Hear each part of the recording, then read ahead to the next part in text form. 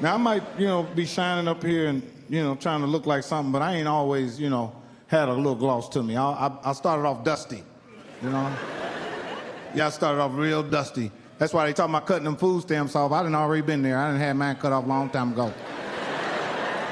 I've been on food stamps, then got cut off and all that shit. I grew up with a social worker coming to our house. Some white lady coming there, your mother, y'all go play. You stay to listen to your mother be cussing out. Bitch, I don't have to tell you nothing about my personality.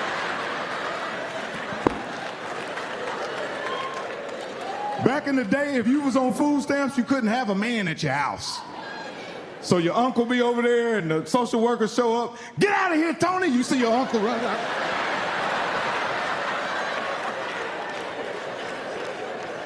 They're like, we seen a man in your house. We're gonna cut your food stamps.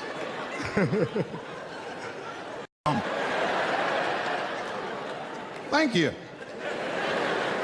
So, I got out of jail.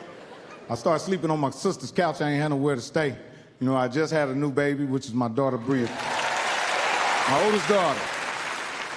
If I could do anything in the world, man, if I could explain to my daughter that I was a kid when I had you, I wasn't gonna be a good dad. You know what I mean? Sometimes it takes years for you to become a good dad. It's called babies having babies. And when your baby is mad at you because she don't realize you was a baby when you had her. So it takes time to grow.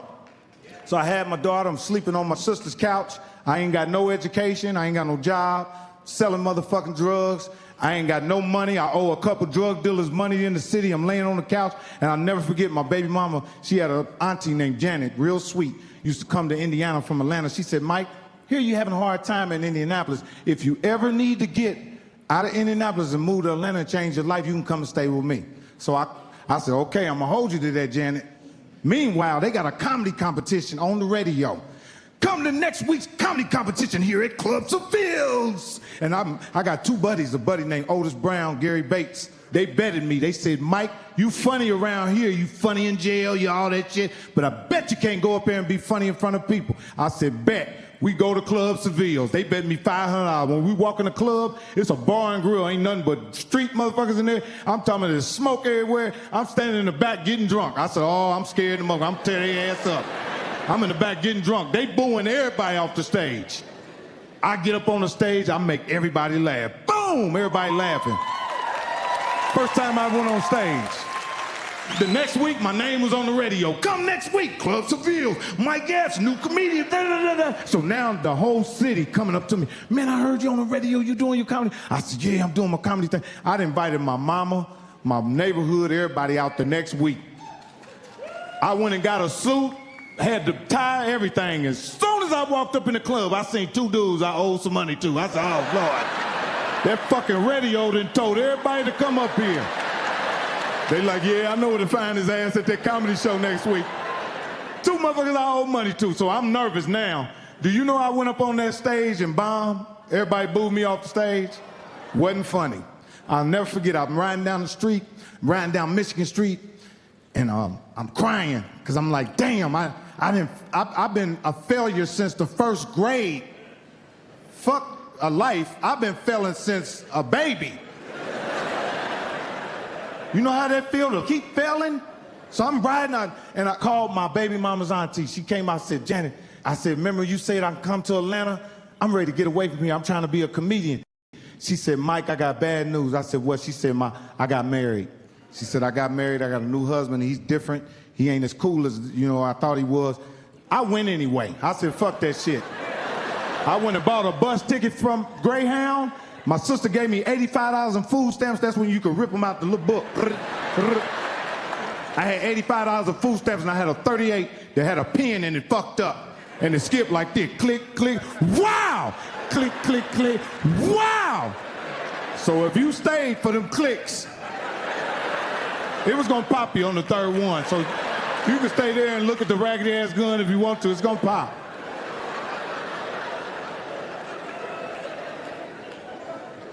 So by the time I get to Atlanta, I called Janet on the phone. So I said, Janet, I'm in Atlanta.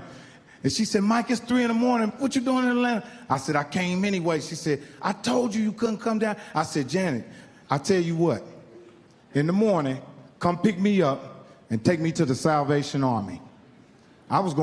This is how I wanted to change my life that bad.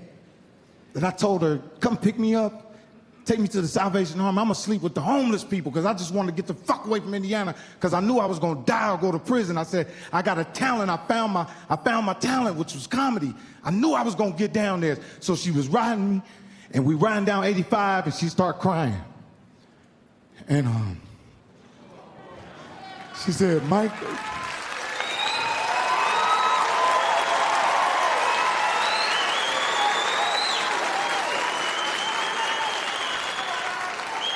She said, Mike, I can't take you to the home. I can't take you there. She said, you can come and stay with me. But my husband works second shift. You can't come out the basement till 3 o'clock. So I'm in the basement hiding like Anne Frank. I hear the TV on, I hear people walking, but I can't move yet. About 2 weeks then went past. I done snuck upstairs, man, and he hadn't went to work.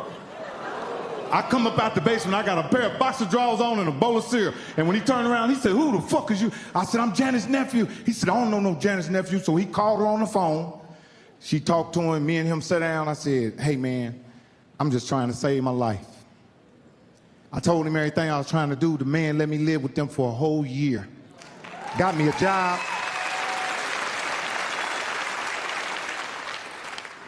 So a whole year went past, I got my tax check, and I claimed one of my nephews on it so I can get an extra $500 on there. You know how back in the day you could claim somebody on the check? I claimed my nephew on the taxes, got an extra $500.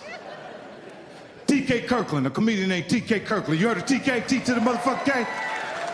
He said, you a bad motherfucker. He said, man, but you ain't gonna make it in Atlanta. I said, where I got to go? He said, you either gotta go to Hollywood or New York. I said, I'm going to Hollywood. He said, you ain't ready. He said, you need to move to New York. The next week I was going to New York. He had a manager about this big named Dave Kleeman, looked like a little Jewish dude, looked like Danny DeVito.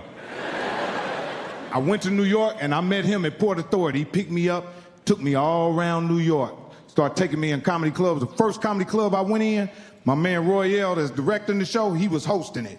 It was snow all on the ground. It was right in Brooklyn. After he took me to the comedy club, he said, man, you good, but you need a little work, so you're gonna have to go back to Indiana.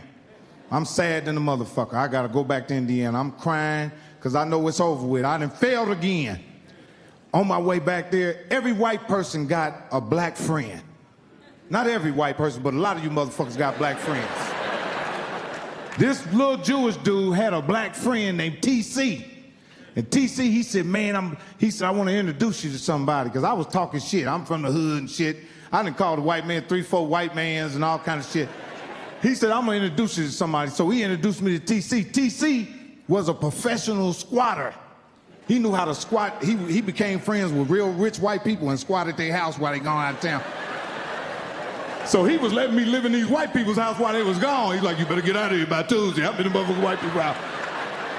Donnie Lalonde, there was a boxer named Donnie Lalonde. I'm in his apartment, right? I'm down in Soho. I'm living in his apartment, but they selling their apartment. I'm laying in the motherfucker on an air mattress, me and a girl laying in there, and the lady walk in to show somebody the pole. God, I said, yeah, I'm getting out of here. I ain't supposed to be in here. LA.